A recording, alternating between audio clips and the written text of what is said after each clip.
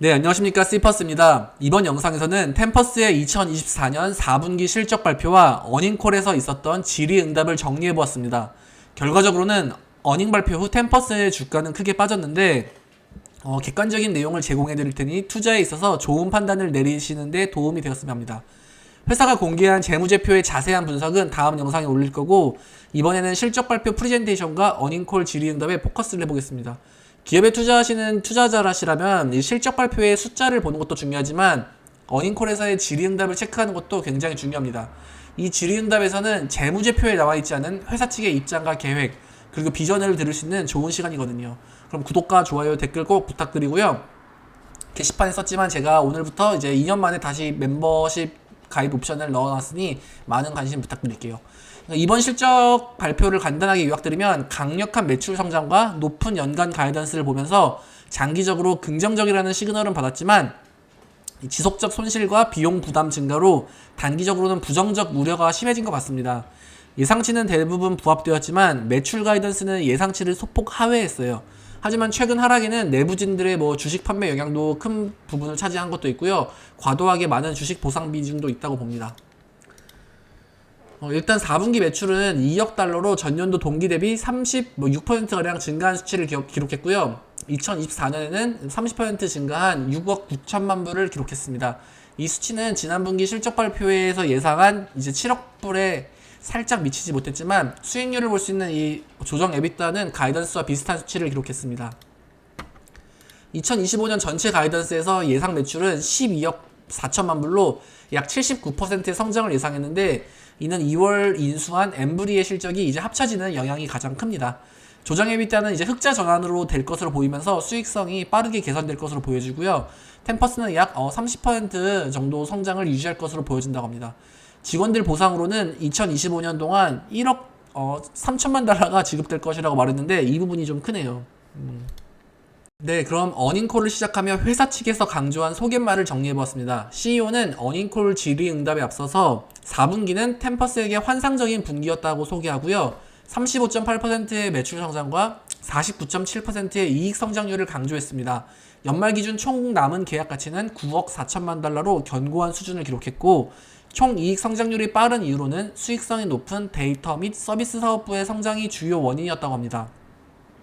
2월 3일 엠브리를 인수하여 다음 분기부터는 엠브리 실적이 포함될 것이라고 말했고요. 2025년에 가이던스를 상향 조정할 만큼 자신감 있는 한 해가 될 것이라고 예상했습니다. 또한 템퍼스는 클라우딩 네트워크를 구글과 계약하고 있었는데요. 이번에는 업계 최고 수준의 요금으로 이제 5년 추가 계약을 완료했다고 합니다. 이를 통해 향후 비용 절감을 이룰 수 있을 거라고 자신했습니다. 자, 그럼 실적 발표 후 여러 투자 기관들과의 질의응답을 정리한 내용인데요. 중요한 이야기가 많았지만 그 중에서는 크게 세 가지로 분류해서 요약을 해볼게요. 역시나 엠브리 인수 관련해서 질문이 가장 많았고요. 그 다음으로는 핵심 사업인 데이터 사업 관련해서 질문이 많았어요. 이 질의응답이 중요한 게요. 질문을 하는 대부분이 기관 애널리스트들로 이 애널리스트들의 주가를 책정하고 리포트하는 경우가 많습니다. 자, 그럼 엠브리 인수 관련해서 첫 번째 질문은, 그러니까 이 엠브리는 서부 캘리포니아에 위치합니다. 그래서 이제 서부 해안가 쪽에서 이제 템퍼스의 새로운 실험실을 갖게 되면서 언제부터 템퍼스와 사업 시너지 효과가 날지를 물어봤는데요. 회사 측 답변에 따르면 템퍼스는 이미 시카고, 노스캐롤리나, 애틀란타의 실험실을 이제 운영 중에 있고, 엠브리 인수로 미국 서부에도 실험실을 추가하게 되어서 기쁘다고 하면서 시간이 지나면서 엠브리와의 협력을 늘릴 거라고 합니다. 엠브리와의 데이터 교류는 하겠지만 이제 몇 분기 내에 바로 가져올 생각은 없고 장기적 계획을 가지며 준비할 것이라고 합니다. 회사 측에서는 단기적으로 바로 이제 융합할 생각은 없고 1, 2년 이후부터 시너지가 폭발할 것이라고 밝혔어요. 엠브리의 핵심 인사들도 그대로 유지하니까요. 네, 두 번째 질문으로는 회사의 가이던스를 역산해보니 템퍼스 핵심 사업이 30% 성장한다고 가정할 때 엠브리는 약 17%의 매출 성장을 할 것처럼 보이는데, 2025년 엠브리의 성장은 어떻게 바라보는지에 중요한 질문을 했는데요. 엠브리는 작년 한 해 동안 경쟁사들의 시장 변동으로 인해 일부 이점을 누렸다고 해요. 덕분에 많은 물량이 엠브리로 이동하게 되었고요. 하지만 2024년에는 이런 외부적 요소들이 엠브리의 성장률을 가속시켰지만 25년에는 이런 외부적 이득이 사라지면서 성장률이 다소 낮아질 거라고 전망합니다.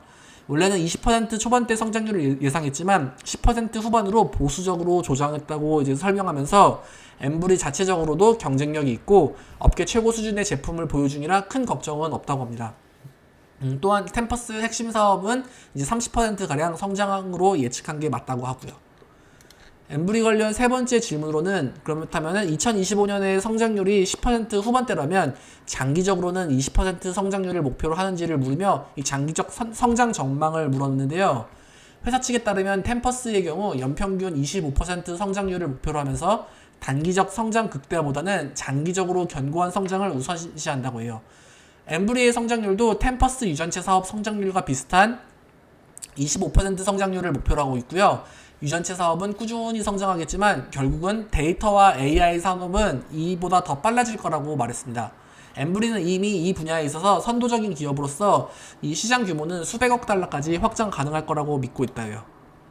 네, 다음은 데이터 사업 부분의 질문인데요. 대형 데이터 사업 프로젝트가 하나가 지연이 되었는데 그 영향이 어느 정도이고 지연 문제가 고객 측에 있는지를 물어봤대요. 그렇지만 회사 측에 따르면 이것은 약 $10,000,000 이상의 대형 계약이었는데 이것을 4분기로 이제 매출을 밀어 넣을 수도 있었겠지만 그냥 자연스러운 현상으로 이제 일정상 올해 초로 연기했다고 합니다. 그래서 고객 측이나 템퍼스 측이나 그 어떤 측에 문제가 있지 않고 그냥 단순한 타이밍 문제였다고 해요. 이런 대규모 데이터 사업을 운영하다 보면 한두 달씩 땡겨지거나 밀릴 수 있다고 합니다. 만약 이 계약을 4분기 실적에 넣었으면 매출 증가 효과도 컸겠죠? 라고 이제 회사는 반문했고요. 그리고 그렇습니다. 두 번째 질문은 작년 말 기준 데이터 사업 총 장기 계약 가치가 9.4억 불인데 올해 예상치는 이제 1년 내내 뭐 9.2에서 9.4억으로 유지된다고 회사가 발표했어요. 이 수치는 미래 매출 성장의 주요 지표인데 왜 오히려 감소하냐고 날카로운 질문을 했어요. 네, 회사 측에 의하면 템퍼스의 다른 사업부 매출 성장률과 비교할 때 이 현재 수준에서의 데이터 계약 증가 없이도 이미 이제 만족한다라는 뭐 이상한 답변을 했고요. 대형 계약은 불규칙하고 예상하기 어렵기 때문이라고 해요. 또한 중요한 사실로는 이번 분기에 템퍼스는 BI와 또 나스닥에 상장한 일루미나와 대형 계약을 체결했고 이 수치는 아직 포함시킨 게 아니라고 합니다. 데이터 사업 부분은 이렇게 미래 매출 성장의 중요한 지표이지만 단기적 변동이 있을 수 있어서 예측하기 어렵다고 해요. 다음은 비즈니스 전반적인 이제 질문인데요. 1분기의 매출이 2025년 전체 매출의 20%라고 회사 측에서 발표했는데 분기별 가이던스의 단기적 흐름을 물어봤어요. 근데 회사 측에 따르면 보통 1분기는 매출이 가장 적고 4분기 매출이 가장 높다고 합니다. 또한 제품마다 각각 특성이 있다고 해요. 특히 유전체 사업은 연말이나 휴가 시기에는 주문량이 적다고 하고요. 데이터 사업은 보통 하반기에 집중되면서 종합적으로 하반기에 매출이 더 크다고 설명합니다. 다음 질문으로는 이제 최근 FDA에서 많은 변화가 있었고 일부 변경 사항은 AI 기업에 유리할 수도 있었지만 FDA의 이제 인력 감축으로 인한 문제점을 물어보았는데요. 템퍼스는 AI 기반 회사로 기술에 중점을 두어서 이번 FDA의 변화에는 템퍼스에 오히려 이익이고 기존 제약 회사에게는 오히려 불이익이라고 합니다. 즉 FDA 규제 변화는 템퍼스에게 긍정적이고요. 그렇지만 FDA 또 인력 감축으로 전반적인 절차는 느려지겠지만 비즈니스에 큰 영향은 없을 거라고 이제 못 박았고요. 그리고 이번에 올리비아 앱을 미국에서 출시했는데 이 앱의 중요성과 수익화 계획을 물었어요. 그러니까 회사 측에 따르면 이것은 이제 챗GPT처럼 월 구독 방식으로 약 월 12불로 수익화를 시킬 예정이라고요. 현재는 사용자들의 피드백을 받으며 개선 중이라고 합니다. 시간은 좀 걸릴 수 있겠지만 장기적으로는 크게 성장할 거라고 믿고 있대요. 자, 그리고 마지막 질문은 2025년 회사의 주요 투자 우선순위를 물어봤는데요. 회사 측에 따르면 그냥 모범 답안을 내놓았네요. 핵심 사업에 계속 집중하고 유전체 사업과 데이터 사업을 구축한 후 이 두 개의 연결 네트워크를 통해 애플리케이션 사업 성장이 목표라고 대답했습니다.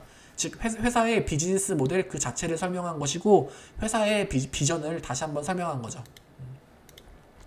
네, 이게 끝인데요. 전체적으로 보았을 때 구글과 뭐 일루미나 등과의 계약 체결은 좋은 시그널이고 회사에는 이제 앞으로의 성장에 자신감을 보이며 비전을 설명했어요.